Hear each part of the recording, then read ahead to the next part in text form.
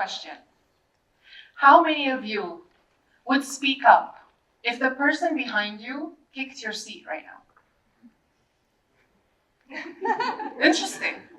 Now, how many of you would speak up by giving a look? Just gesturing to them. Now, how many of you would not speak up at all? So why is it that sometimes in situations that make us uncomfortable, we're afraid to speak up? And these moments happen with us on a daily basis, every single day. Whether it be that order that was delivered with some missing items, your hairdresser who gave you the wrong haircut and you left saying, "Thank you, I love it," because you really didn't. Or even the person who cuts you in queue. And the reason for that is it's uncomfortable to speak up in our self-defense because it might create some conflict. And we're afraid of that. So it's imperative to learn how to communicate with one another, even if it makes us uncomfortable, if you truly want to have success in your lives. Which takes me to this. Success. Defined by the Oxford Dictionary as an achievement of an aim or purpose.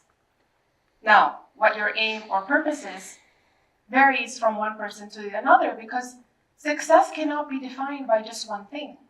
It's far more than that. And this is what I want you guys to focus on for the rest of this talk. Another thing is, according to this quote by Steve Harvey, which shifted the way I looked at things, it is not a comfortable process. Success is not a comfortable process. So if you're looking for success, but you'd like to be comfortably binge watching your shows on Netflix, hate to break it to you, that can't happen. We have to push ourselves outside of the area that we are comfortable. Now, how many of you, when you heard it is not a comfortable procedure, did you think, oh, okay, so to be successful, I have to be comfortable with misery. I have to be comfortable with being miserable. That's what it means to be successful. But if you were to instead think, well, no, perhaps it is an uncomfortable procedure because it requires us to step outside our comfort zones, whether we like it or not, if we truly want to see results.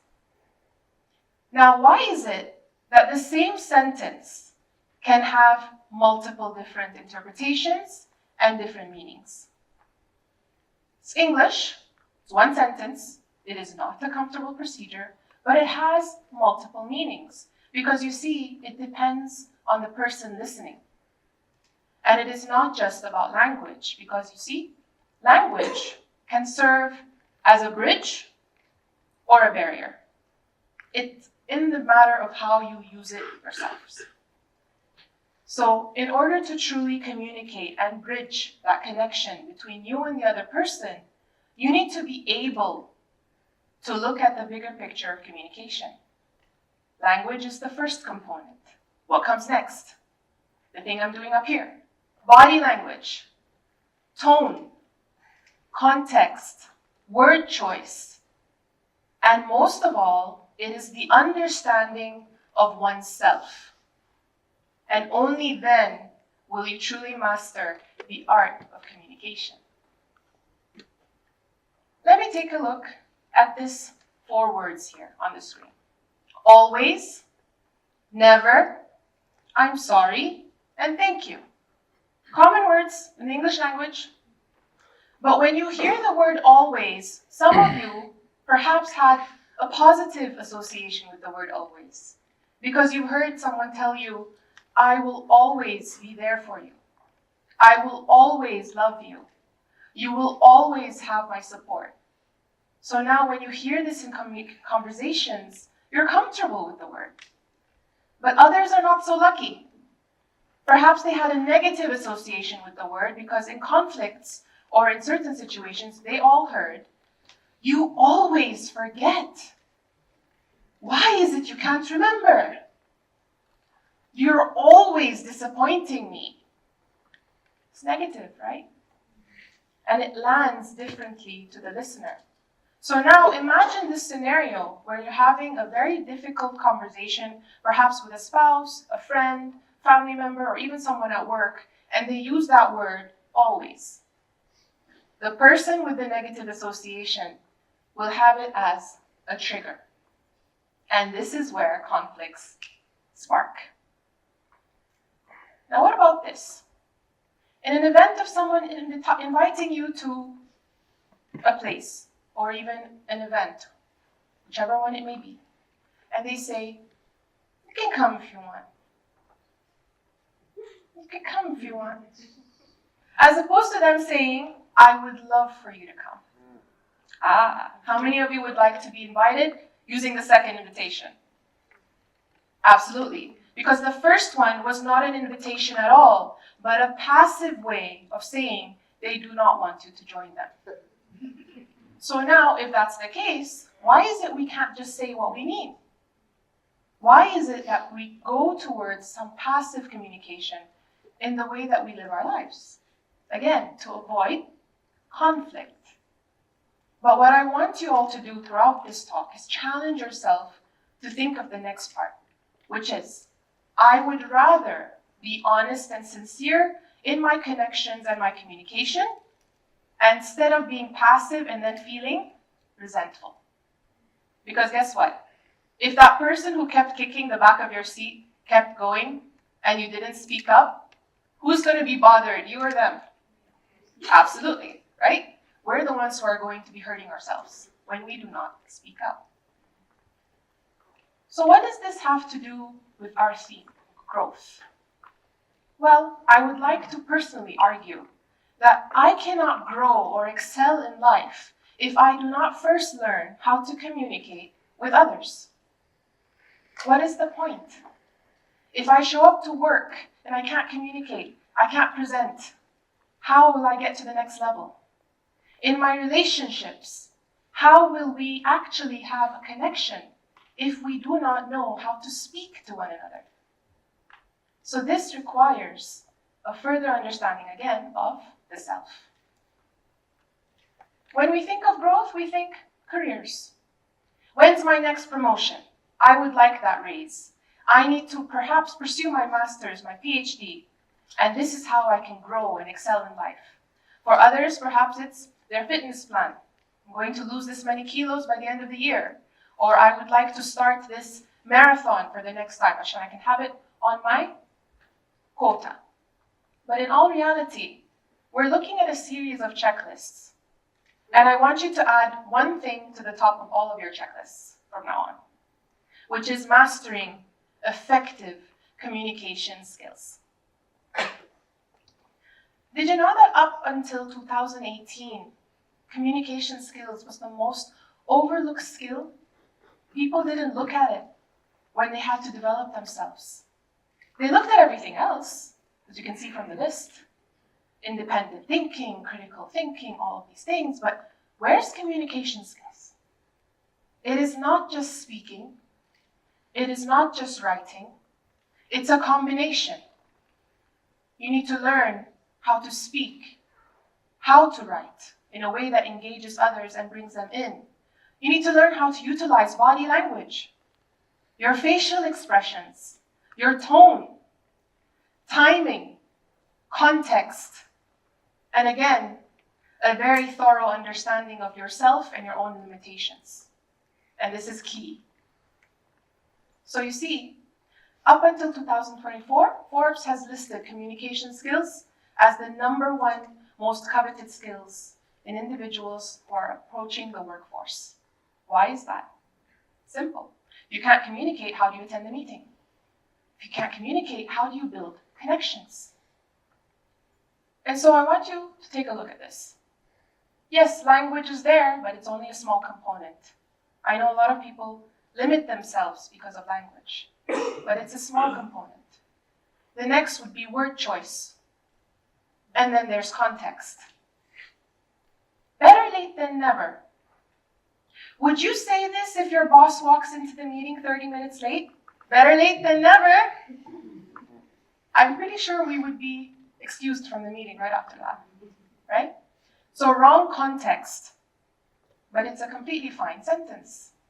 Now what about, I believe in myself? Are you telling me or are you asking me? A person who uses a question mark at the very end of that sentence signals to the listener, you are not in fact confident, nor do you actually believe in yourself. As opposed to if I were to say, I believe in myself. Remove the question mark. Emphasize the word believe. You are using your body as you communicate. Now the listener knows this person has confidence. This person knows what they're doing. And this is how communication can impact meaning as well as the connections that we form around us. I mentioned in order for us to actually grow and build communication skills, we have to have a good understanding of ourselves and what makes up our sense of self. I mean, we all know, part of us, that when we're communicating with our identity. Our personality comes through. Every single person here communicates in their own unique way.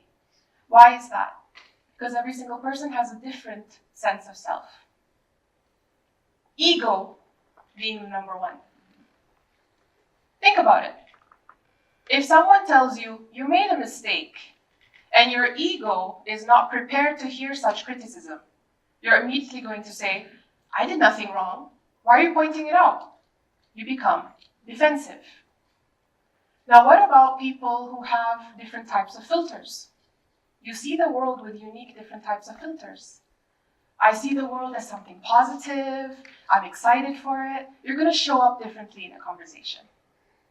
But if you instead see the world as glum, as dark, and your favorite room is just your little corner in the house and you don't want to explore, then everything is going to feel very uncomfortable. So every person here has a unique sense of self. We need to first understand it in order for us to know how best to communicate with other people. Another one here would be fears. A very critical point. Because guess what? Fear and ego work hand in hand, keeping us in our comfort zones. Now, what I want you to try to do something here. Take out your cell phones to the front-facing camera. Very quickly. We're not taking selfies. Okay? Very quickly, front-facing camera. Face the camera as you say and answer this question. Do I communicate well in my relationships? It's a yes or no answer. Yes. You can say it loudly or up to you. Yes. Completely fine. How many of you felt uncomfortable?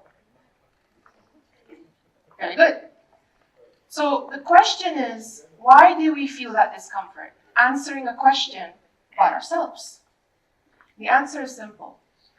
This question challenges our sense of self, how we look at ourselves and our ego. It makes us answer a difficult question because answering that difficult question is the key to development. And if you are afraid to answer, or you answer yes, I would challenge you to look again and ask, what am I missing? Because you know what? Saying so keeps us in the comfort zone. And if we actually want to achieve growth, we have to be willing to answer the hard questions. We have to be willing to face ourselves in the mirror and take accountability. And this is the hardest part in developing communication skills. Because it's very easy for us to say, it's not my problem, they weren't listening. They're too sensitive, they're too dramatic. Why should I care? They should work on it, not me. Super easy to do that. But then that means you escape accountability. But if you were to instead engage, push through that discomfort, answer the hard questions, you will make a real connection. A very good demonstration as to how ego and fears can keep us in that comfort zone is this event. Up to the very last minute, I was terrified of coming up here because 2 months ago I had delivered my second baby boy, and I kept telling my husband, what am I doing? It's too soon. I can't do this. I might embarrass myself. What if I'm not prepared? And now, years ago, it would have been scary for me to express this into reality. But if I hadn't, I wouldn't have heard his response, which was, you've got this. It's a good opportunity. You have our support. 3 simple statements led me to where I am, willing to take on the challenge and move forward. Because sometimes in those uncomfortable moments, we find the courage to push through and we actually see results. So I urge you, in your pursuit of growth, learn how to communicate with others by first understanding yourself. Don't be afraid of the difficult questions. In fact, make them your friend. Because you know what? When you get comfortable being uncomfortable, you will actually find success in every single thing that you do, and that includes how you are in your relationships and even in the workplace. So I challenge you, answer the difficult questions and push forward.